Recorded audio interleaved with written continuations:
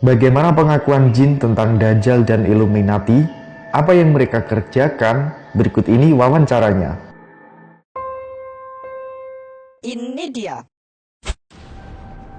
Ini dia Misteripedia mengungkap misteri dunia, episode wawancara dengan jin, Dajjal dan Illuminati. Assalamualaikum warahmatullahi wabarakatuh. Cara mewawancarai jin yaitu dengan seorang mediator manusia. Dalam wawancara yang dilakukan oleh Syekh Abdul Rauf bin Halimah ini, ada dua jin kafir yang membuka semua rahasia kejahatan termasuk Dajjal dan organisasi tersembunyi Illuminati. Nah, berikut ini wawancaranya. Namun seperti biasanya, sebelum melanjutkan pembahasan ini, bagi sahabat yang belum subscribe, silahkan klik tombol subscribe dan aktifkan notifikasi pada tombol lonceng supaya tidak tertinggal video seputar misteri dan pembahasan menarik lainnya. Dan klik tombol like juga jika sahabat menyukai video ini.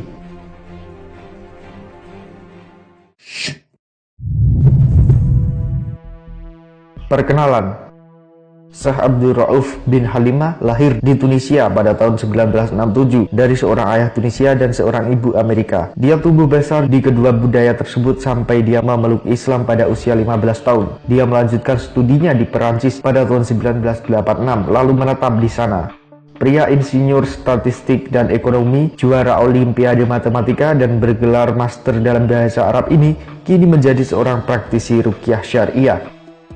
Awalnya Syekh Abdul Rauf menjelaskan bagaimana cara mewawancarai jin dan menjelaskan bahwa di dalam ruqyah, selain untuk menyembuhkan si penderita, sang peruqyah juga dianjurkan untuk mendakwai bangsa jin dan mengajaknya masuk Islam. Kali ini ada seorang ibu yang anaknya berteman dengan seorang penganut suatu agama. Saat teman anaknya itu hendak meninggalkan agama tersebut, si pemuka agama berkata bahwa ia harus membayar 75 juta rupiah atau hidupnya akan dipenuhi dengan masalah. Syekh Abdul Rauf mengatakan bahwa untuk mengundang jin dengan izin Allah Subhanahu wa Ta'ala, maka dibacakanlah surat Al-Baqarah ayat 148 yang artinya, "Di mana saja kamu berada, pasti Allah akan mengumpulkan kamu sekalian pada hari kiamat. Sesungguhnya Allah Maha Kuasa atas segala sesuatu."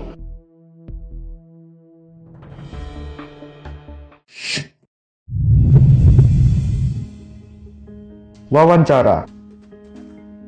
Setelah si ibu yang menjadi mediator tersebut dirasuki oleh jin yang bersangkutan dengan kuil agama teman anaknya tadi, maka wawancara pun dimulai.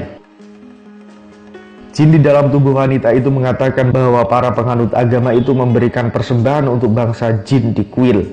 Bangsa jin itu berpura-pura menjadi arwah nenek moyang, bahkan Tuhan, supaya mereka percaya, dan yang didapatkan oleh jin itu adalah makanan.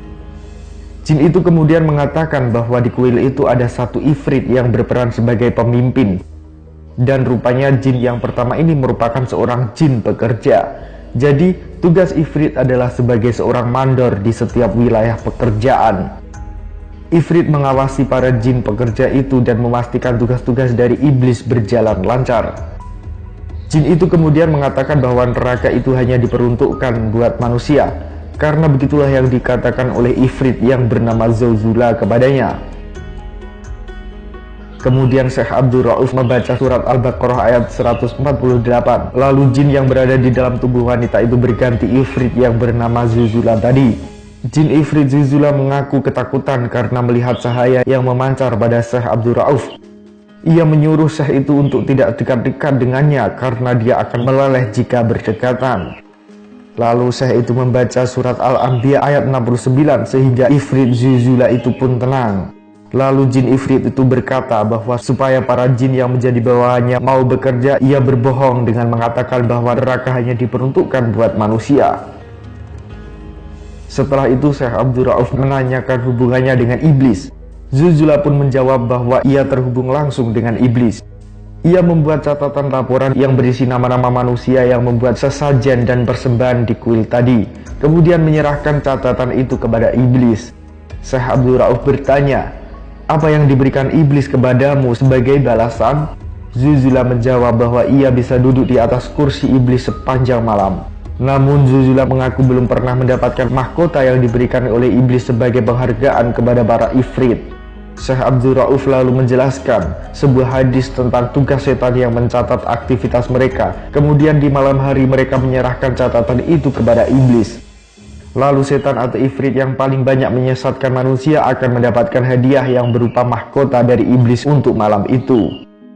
Dari pengakuan Zulzula, para ifrit itu sangat banyak. Mereka bekerja di kuil, tempat tukang sihir, dan sebagainya. Bahkan jin ifrit itu mengatakan bahwa banyak raja di berbagai negara yang melakukan perjanjian dengan iblis. Mereka mengorbankan nyawa manusia dengan melakukan pembunuhan, bahkan membunuh bayi. Jin ifrit Zulzula itu juga mengatakan bahwa Illuminati merupakan pekerjaan yang paling besar yang dilakukan oleh si bapaknya, yaitu iblis.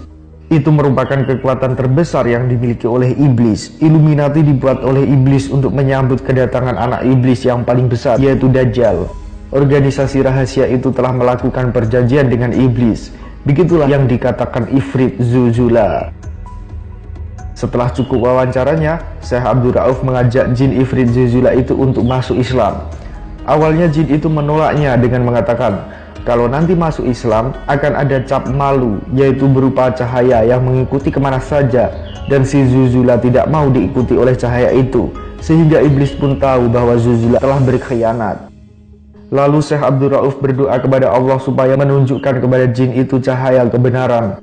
Kemudian beliau membaca surat An-Nur awal ayat 35 yang artinya, Allah pemberi cahaya kepada langit dan bumi. Kemudian terlihat jin di dalam tubuh mediator itu pun tenang. Lalu peruqyah membacakan surat Al-Baqarah awal ayat 257. Allah pelindung orang-orang yang beriman. Dia mengeluarkan mereka dari kegelapan, kekafiran kepada cahaya iman. Setelah dibacakan beberapa kali, tiba-tiba jin Zulzula mengikuti bacaan Al-Baqarah ayat 257 dengan lancarnya. Kemudian jin Zulzula pun mengucapkan syahadat dan menjadi Islam berkat cahaya hidayah dari Allah Subhanahu wa Ta'ala. Di akhir video berbahasa Perancis yang telah diterjemahkan dengan subtitle bahasa Indonesia oleh Apli Kita itu, diberi keterangan bahwa bangsa jin atau setan sangat mudah diislamkan karena fitrah mereka dapat melihat secara langsung efek bacaan Al-Quran. Seperti yang telah disebutkan tadi, bahwa jin itu bisa melihat cahaya keimanan pada diri seseorang. Lalu bagaimana dengan manusia? Walaupun manusia tidak bisa melihat secara nyata cahaya itu, tetapi manusia diberikan hati dan akal oleh Allah Subhanahu wa Ta'ala, yang dengannya manusia mampu memilih mana yang benar dan mana yang salah.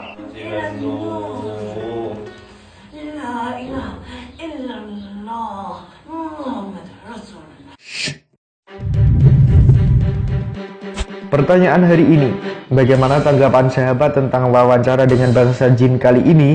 Tulis di komentar ya. Selanjutnya, kita masih akan membahas segala misteri yang menyelimuti dunia. Maka dari itu pastikan sahabat sudah klik tombol subscribe dan pastikan juga tombol lonceng notifikasi menyala ya. Sekian pembahasan kita kali ini. Terima kasih atas perhatian sahabat. Sampai jumpa di pembahasan selanjutnya. Allahu a'lam bishawab. Wassalamualaikum warahmatullahi wabarakatuh.